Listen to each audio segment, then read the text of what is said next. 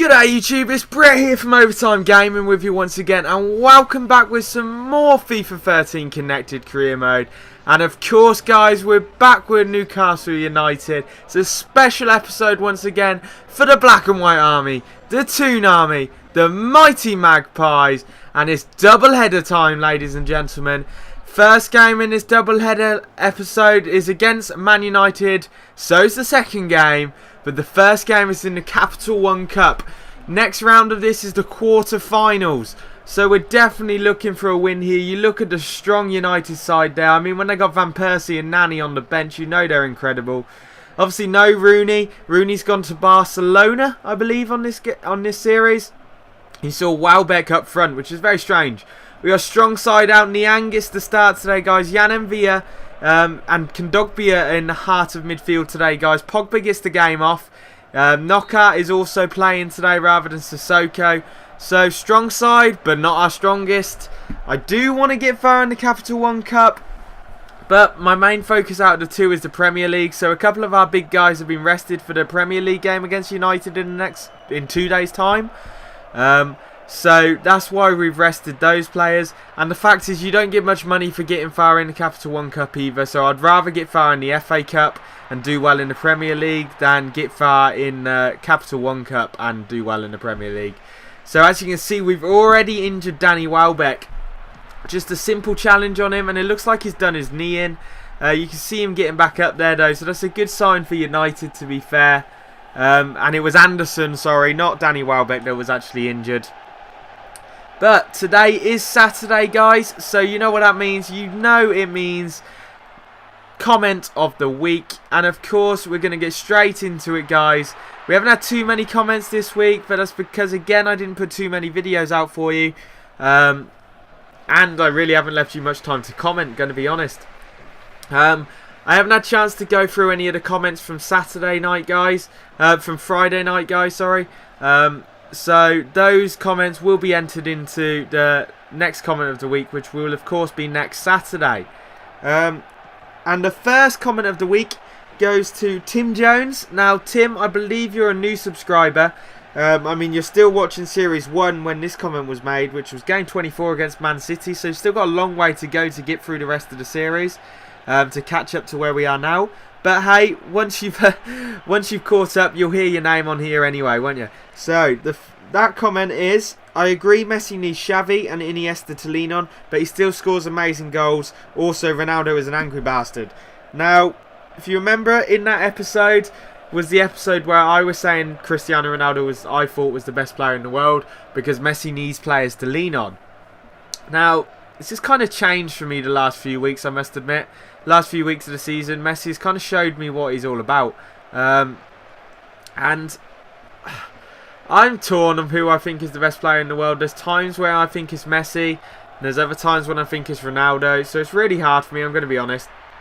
And it's good to see someone else agreeing with me that he needs players to lean on. And unfortunately, guys, Welbeck sneaks it under Lloris's post.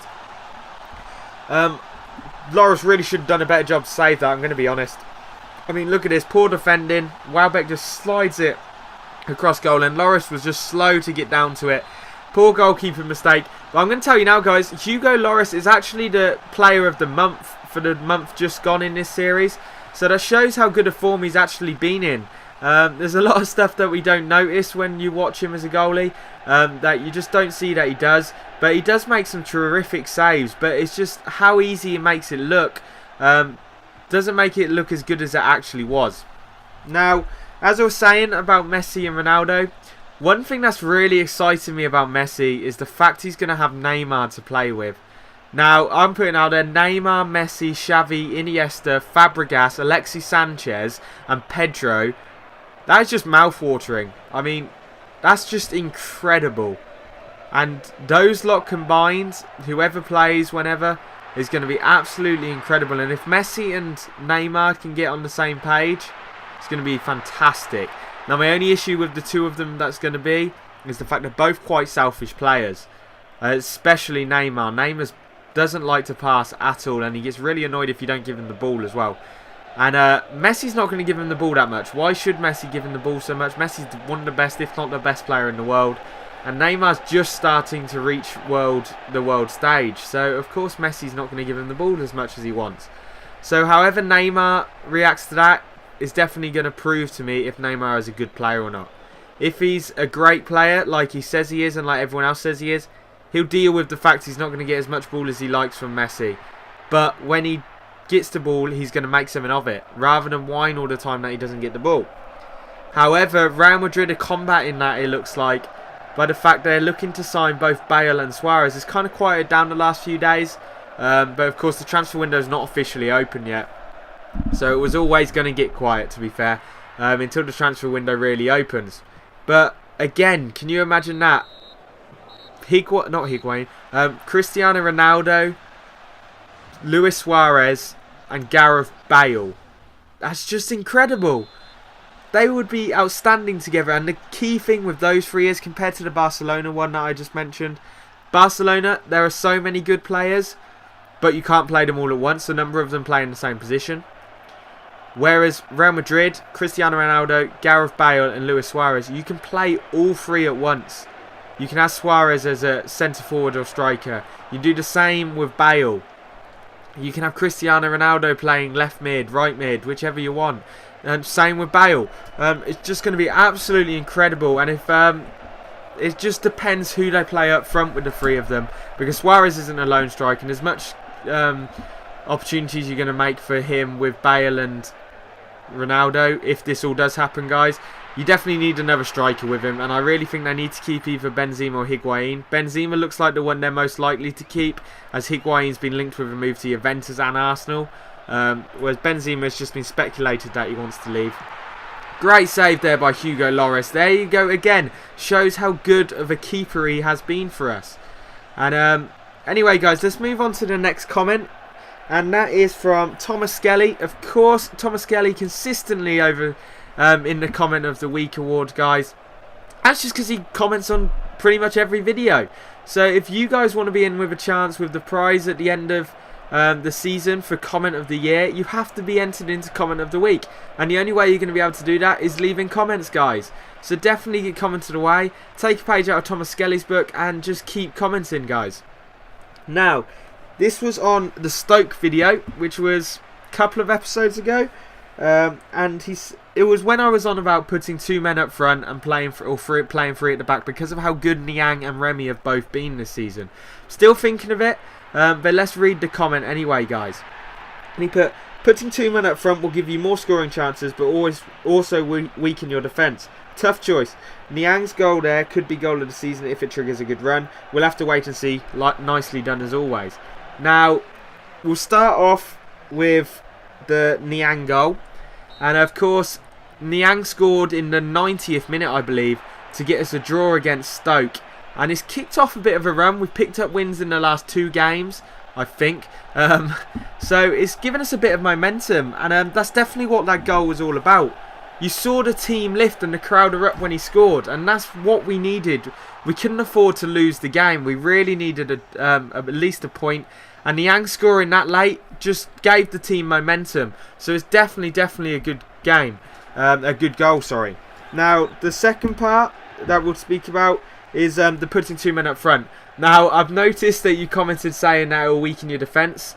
And I see you're learning football. I remember, I think it was you, that I had to tell you about some tactics and stuff like that for football when you first started watching the series. And it's definitely good to see you putting in your own tactics now and telling me what to do. That's really good. I really like it when subscribers, to be honest, tell me what tactics they think I should be playing with, what formations I should be playing with. I really appreciate it, to be fair, and I definitely take it into account. You saw in the episode ago, or it could be 2 episodes ago, I was on about playing cautious or playing free at the back. So a subscriber actually told me to play free at the back for a game and play cautious for a game and see how it goes. I played cautious for a game and then I played free at the back. So I tried both. And if you guys want me to try certain tactics, just let me know and I'll try it again. You see we've got a bit of an injury there. I'm not sure who it is, and we definitely can't afford another injury with DeBuchy already out. But as the comment was saying, putting 2 men up front will give you more scoring chances. That is completely right. 2 men up front, especially Remy and Niang, who can play off each other. Niang's a big, strong player. who creates a lot of his chances through muscling through players. He's an incredible player, and he's just been fantastic for us this season. But so's Remy. Whereas Remy breaks through runs, he just nips past players. He's a shorter, quicker player, and they just play so well together. And I'm really tempted to play the two of them together. But the problem is we've got so many good midfielders, which that's one of the reasons I was on about selling Sissoko. But of course, you guys have told me you don't want me selling Sissoko, so that's not happening, guys. But I'm still considering playing Niang and Remy up front together. We might try it coming nearer to January a bit more, just to see how it goes. Because remember, in January, guys, I still want to try and sign Benzema as well. I also want to sign a couple of centre midfielders as well, guys, just to strengthen our depth a lot more. And as he said, it will weaken us at the back, and that's completely true. If we play two men up front, we're either going to have to take a man out of our midfield, which would mean we'd have less men to cover back, or we have to take a man out of our defence, which means we only play three at the back. So unfortunately, it's a tough situation for us. We're going to try it all out and see what happens. You see, we lost at Old Trafford there, guys, in the Capital One Cup. So unfortunately, we are knocked out of the Capital One Cup to United. But 2 days later, we go straight to Old Trafford again to play them in the Premier League. Can it be different score this time? We're hoping for it. We're putting out a strong side once again. We look at the table first, though, guys. You can see United in third. We're in sixth. A win today will hopefully move us closer to United. If we win today, it will put us only 1 point behind Man United in third. So that's definitely something we're looking for. You see, they put out a stronger side here, guys. They put Van Persie up front now. Kagawa's there as well. I still hate that they play Lindegaard over De Gea. De Gea is better. I don't care what anyone says. He's a good goalkeeper. He's just a young goalkeeper. But we look at our side there, it's a strong side. You see Remy gets the start out front rather than Niang today, but Pogba's back in the side. Korsha's getting the start, obviously, with the injured DeBuchy, so we're getting to see what Korsha's going to be doing. And this has definitely given us a bit more insight of whether we should sell DeBuchy. Of course, DeBuchy's been famously injury-prone for us so far, and he also hasn't been in good form. So I'm really pushing to sell him, to be fair, but of course it is all up to you.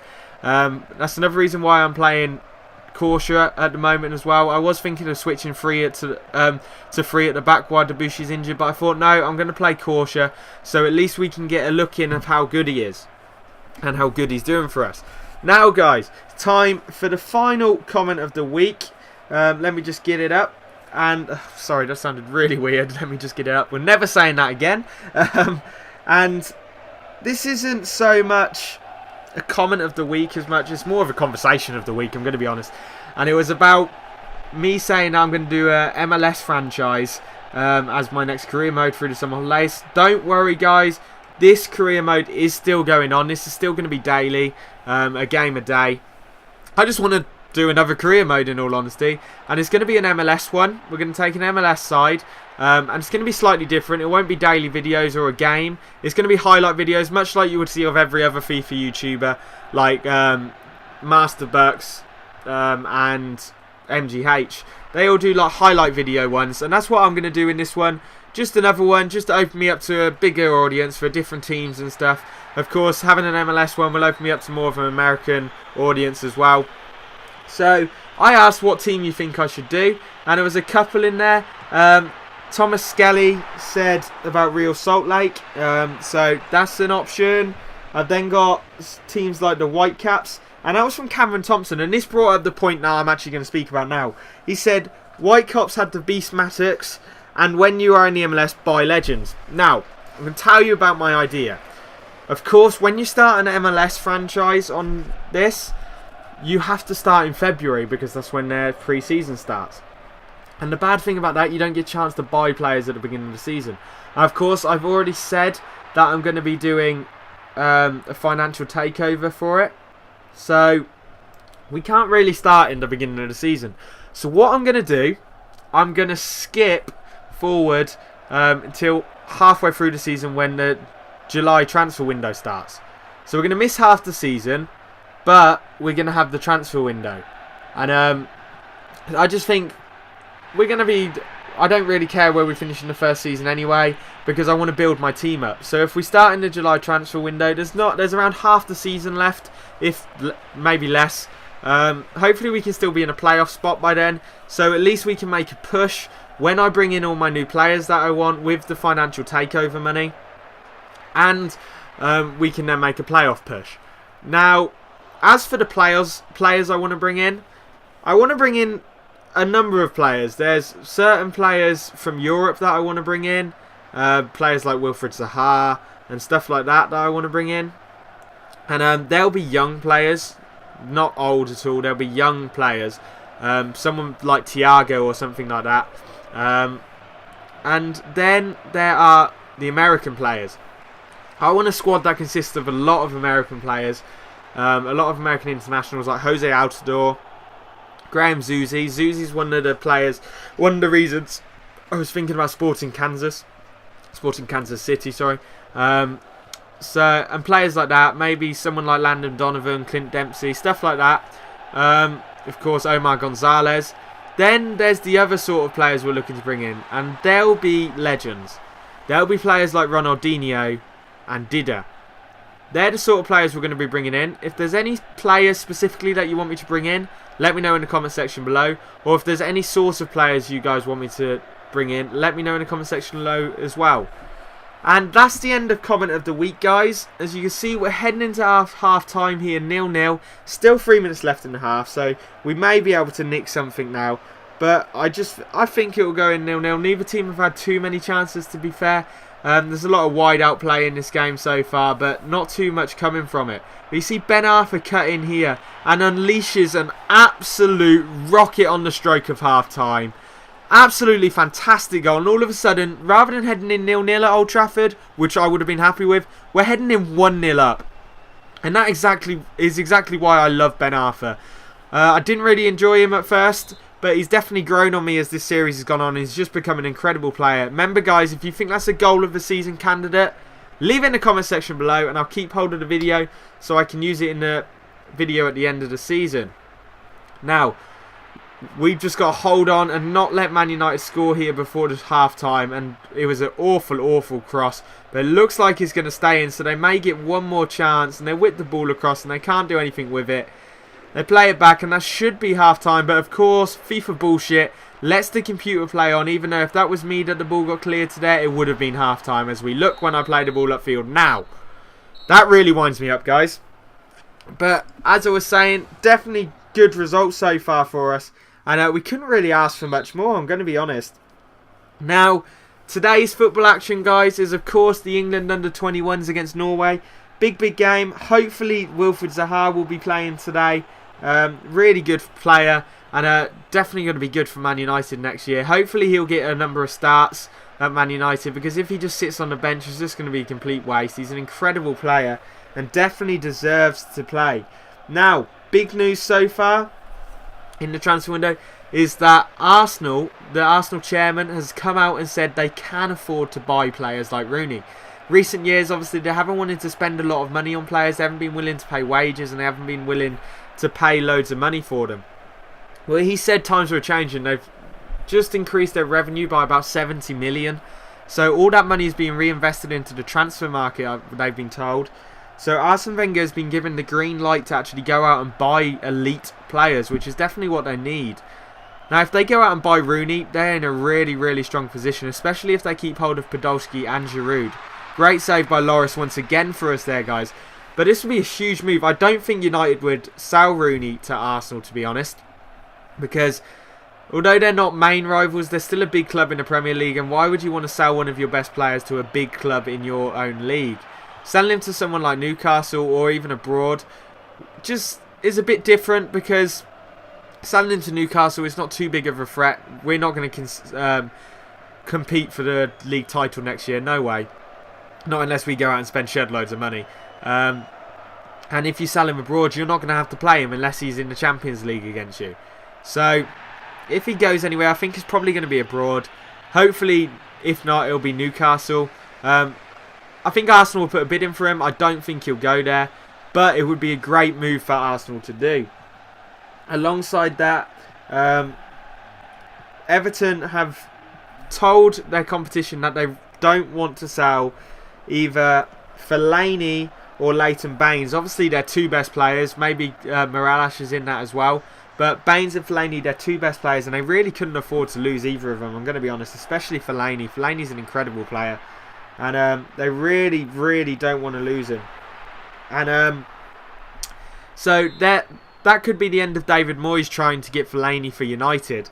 But the big news at the moment is that Chelsea are in talks with Napoli right now to sign Edinson Cavani.